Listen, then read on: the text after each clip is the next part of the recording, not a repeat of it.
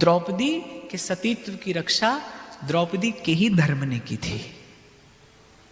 आज ये आपको बीते समय की बात लगे, आज ये आपको बड़ी पुरानी बात लगे, आज आपको मेरा वाक्य बड़ा रूढ़िवादी वाक्य लगे, पर मैं अपने शब्द पर स्थिर हूं, मैं अपने शब्द पर स्थिर हूं। मनुष्य की रक्षा अगर कभी कोई कर सकता है तो वो केवल उसका धर्म कर सकता है। और विशेष रूप से बात आए यदि स्त्री के सम्मान की, तो आप ये ना समझिए कि आज ऐसा हुआ। अरे 5000 वर्ष पहले, जब अभी कलयुग आया नहीं था, जब अभी धर्म की प्रतिष्ठा के लिए मर्यादा की प्रतिष्ठा के लिए श्री कृष्ण स्वयं इस धराधाम पर विराजमान थे। पुरुष की मानसिकता तो तब भी कहीं ऐसी मैली थी कि भरी सभा में द्रौपदी का अपमान हुआ। ये विडंबना तो तब भी हुई, ये विकृति तो अर्थात इस संसार में, इस समाज में तब भी कहीं थी। थोड़ी कम होगी, आज थोड़ी अधिक हो गई होगी, ये तो तब भी था। वो पुरुष की वो भोग दृष्टि जिससे देखकर वो मैला करता है अपना आत्मसम्मान और अपकीर्ति का भागी होता है, ये विकार तो पुरुष में पहले भी था। कौन रक्षक हुआ द्रौपदी का? द्रौपदी का धर्म रक्षक हुआ। और बड़ा सुंदर कारण प्रतिष्ठित होता है इस संसार में। मैं आगे चर्चा करता हूं आपसे, पर मैं आपसे निवेदन करूंगा बाप, और ये निर्णय ईश्वर ने आपके हाथ में दिया है। धर्म का मार्ग सरल नहीं है, धर्म का मार्ग कठिन है, बहुत कठिन है। हां, पर मैं इतना अवश्य आपको कहूं, आप चलिए ना धर्म के मार्ग पर। आप केवल विशुद्ध मन से चलने का संकल्प करिए, उसी संकल्प के साथ ईश्वर आपका सहायक हो जाता है। संसार देखता है आपकी यात्रा, संसार देखता है आपकी यात्रा, और नहीं तो बाप हजारों लाखों मनुष्य रोज जन्म लेते हैं, रोज मर जाते हैं, और दो पाटन के बीच में साबत बचा न कोय, और चलती चाकी देख के दिया कबीरा रोए, खाया पिया और सोया। ये तो पशु भी करता है। क्या विशेषता है आपके मेरे जन्म जीवन की? क्या विशेषता? इस जीवन की क्या सफलता, क्या सार्थकता? आपका जीवन उपयोगी ना बना, आप किसी की प्रसन्नता का कारण ना बने। आपको प्रसिद्धि तो मिली पर आपको यश ना मिला, आप यशस्वी ना हुए, प्रकृति ने आपका आदर नहीं किया, समय ने आपको आदर नहीं दिया, किसी को आपको स्मरण करने में गर्व ना हो, गौरव ना हो। कैसा जीवन जिया आपने? धर्म का मार्ग कठिन है, पर कठिन है बाप, असंभव नहीं है। ऐसा वाक्य द्रौपदी ने सुना, एक बार तो उसे लगा कि किसी और वस्तु विषय के लिए चर्चा हो रही होगी। माता ने कह दिया कि भिक्षा में कैसी अद्भुत वस्तु लेकर आए हैं, और माता ने भीतर से बिना देखे ही कह दिया कि जो भी लाए हो ये मेरी आज्ञा है, पांचों भाई आपस में बांट लो। और ये कहते कहते जब माता कुंती ने द्वार खोला, कुंती को पहचाना द्रौपदी ने। एक क्षण में तूफान आया द्रौपदी के भीतर कि ये पांचों ब्राह्मण कुमार कहीं पंच पांडव ही तो नहीं, कहीं सखा की बात सत्य तो नहीं कि मध्यम पांडव तुम्हें स्वयंवर में जीतेगा, और कहीं ये ब्राह्मण कुमार दिखने वाला, ये परम तेजस्वी, ये परम सुंदर, कामदेव को भी अपने रूप से लज्जित करने वाला ये कुमार कहीं स्वयं सव्यसाची अर्जुन ही तो नहीं। द्रौपदी के मन में जाने कितने प्रश्न उठे। द्रौपदी को स्मरण आया, मुट्ठी में दवाई थी वो कृष्ण का दिया उपहार, और वो खोल कर हाथ जैसे ही उस मुद्रिका की ओर देखा, द्रौपदी को लगा उस नीलमणि में से नीलमणि झांक कर मुस्कुराकर कह रहे, द्रौपदी ठीक पहचाना, ये अर्जुन ही तो है। मैंने तुझे वचन दिया था कि स्वयंवर हो तो अर्जुन ही तुझे जीत कर जाएगा, नहीं तो क्यों मैं मर्यादा स्वयं तोड़ता, अपनी प्रतिष्ठित मर्यादा में स्वयं तोड़ता, कर्ण को लक्ष्य वेधन से रोक कर। स्मरण नहीं, मैंने रोक दिया था कर्ण को, मेरा संकेत ना होता तो तुम तो मौन रह जाती, और एक क्षण में अंगराजा की रानी होना पड़ता। प्रसन्नता आई जीवन में, वो ध्यान से चिंतन करना उस क्षण का। अभी द्रौपदी को प्रसन्नता हुई भी नहीं थी इस बात की कि मुझे अर्जुन ने जीता है, और इससे पहले सामने ये पीड़ा, इससे पहले सामने ये विडंबना, इससे पहले सामने ये दुख कि माता ने आज्ञा दे दी कि पांचों भाई आपस में बांट लो। क्या स्त्री बांटने की वस्तु है? क्या स्त्री कोई वस्तु है जिसे बांट लिया जाए?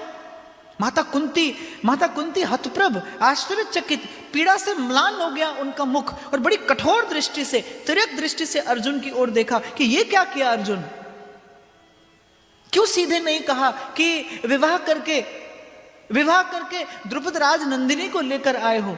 अब क्या होगा? अब क्या होगा? यदि मेरी बात नहीं रखते तो तुम्हारा धर्म जाएगा, और मेरी बात रखते हो तो फिर पांचाली का धर्म कैसे रहेगा? ये कैसी दुविधा में, कैसे धर्म संकट में लाकर डाल दिया अर्जुन। ये कैसा विनोद किया तुमने। पांडवों का ये जीवन व्रत था कि मां के मुख से निकले शब्द कभी व्यर्थ ना जाएं। पांडवों ने जीवन भर कठोर से कठोर, कठिन से कठिन पीड़ा सही। मैं अपने युवा मित्रों को यहां पर से एक संदेश देना चाहूंगा। बहुत बार कहती होगी आपकी माता आपसे कुछ कहने को, और आपको नहीं समझ आता होगा कि क्यों करना है ये हमें।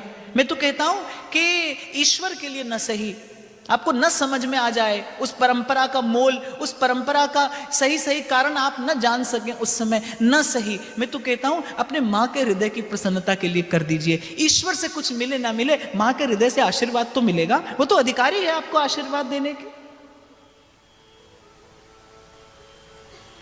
जीवन में सुख खोजा नहीं जाता, जीवन में रचा जाता है सुख छोटे छोटे कर्मों से। कितने भी बड़े भवन का स्वप्न आप देखते हो, पर भवन की रचना तो एक एक ईंट जोड़कर ही होती है ना। जीवन कितना उदार, कितना महान बने आपका, but life is made up of small things. छोटी छोटी बातों से जीवन में सुंदरता आती है। कभी माता कहे ना, कभी कह दे आपके माता पिता किसी परंपरा का पालन करने को, तो आजकल मैंने देखा कि आज की युवा पीढ़ी दूर भागती है। केवल एक बात कहकर आप आगे बढ़ जाते कि it doesn't make any sense, may be it does not, ना हो उसके पास कोई कारण, पर अपने माता पिता के हृदय की प्रसन्नता के लिए करते चले जाइए। आपको कुछ मिले ना मिले, पर माता पिता का आशीर्वाद तो मिलेगा। और मैं बहुत विश्वास पूर्वक यहां से यह बात आपको निवेदन कर रहा हूं कि मां के मुख से निकला आशीर्वाद प्रकृति में भी लौटाने की सामर्थ्य नहीं है, उसे ईश्वर को स्वीकार करना ही पड़ता है। यदि एक प्रसन्न हृदय ने आपको आशीर्वाद दिया है और देने वाली मां हो तो फिर कहना क्या, वो तो अधिकारी नहीं है। मातृ देवो भव, वो प्रथम गुरु है आपकी, वो प्रथम गुरु है आपकी। क्या ऐसा है जो नहीं पाया जा सकता जननी की कृपा से, जननी के शुभाशीष से। और पांडवों के जीवन की विजय का एक ये मूल कारण, जिसे शायद कभी संसार ने नहीं जाना, जिसे शायद कभी संसार ने नहीं समझा, कि उनका एक जीवन व्रत था कि कभी अपनी माता के शब्द को व्यर्थ नहीं जाने दिया। प्राणों की आहुति देने का समय आया, आगे आएगा, लेकिन जननी के शब्द व्यर्थ नहीं होने दिए। कल विराम के क्षणों में आपको स्मरण हो तो मैंने कहा था कृष्ण और धर्म दो नहीं है, कृष्ण और सत्य दो नहीं है। सत्यम परम धीमहि, कृष्ण ही धर्म है, धर्म ही कृष्ण है।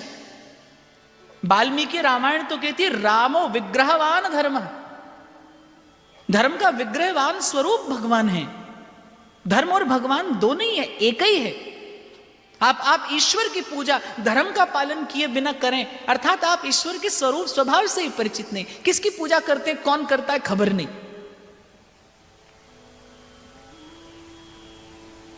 बड़ी दुविधा, धर्म संकट। अभी एक क्षण की प्रसन्नता आई थी द्वार खटखटाने, जब उस मुद्रिका में बैठे नीलमणि ने उत्तर दिया था द्रौपदी को कि हाँ ये कोई और नहीं अर्जुन है, प्रसन्न हो जा। अभी मुस्कुरा भी ना पाई थी द्रौपदी। इससे पहले एक और पहाड़ टूट पड़ा सर पर कि 5 भागों में बांट दी जाऊंगी मैं। क्या ये भी संभव है? क्या इस काल की धारा में, क्या आज से पूर्व कभी ऐसा घटा कि एक स्त्री को पंचपति वर्ण करने पड़े हो? अरे स्त्री पर रक्त शुद्धि का भार होता है भाई, संस्कार की रक्षा स्त्री करती है। एक परिवार में यदि संस्कार, सभ्यता, संस्कृति सुरक्षित रहता है तो वो स्त्री के ही कारण रहता है। क्या मैं पूरा जीवन एक कलंकिनी बनकर रहूंगी? ऐसा अपयश मेरे हिस्से आया? क्या धर्म पालन का यही परिणाम है? थोड़ा सा पास जाओगे ना, आपको लगेगा द्रौपदी का जीवन प्रश्नों से भरा था। विधाता ने उसके भाग्य में प्रश्न के अतिरिक्त कुछ नहीं लिखा। पीड़ित होती अपने प्रश्नों से, जूझती अपने प्रश्नों से। इस भरत वंश की सर्वश्रेष्ठ स्त्री, और मैं अपने आप को गौरवशाली अनुभव कर रहा हूं कि आज ईश्वर ने मुझ पर कृपा की और मुझे यहां व्यास गादी से बैठकर इस उज्जवल चरित्र का यशोगान करने का अवसर मिल रहा है। भरत वंश की सर्वश्रेष्ठ स्त्री, और जीवन कैसा, मरुस्थल जैसा। मरुस्थल, जहां सुख की आशा जगती, उससे पहले आंधी आती और बुझा देती वो दीप।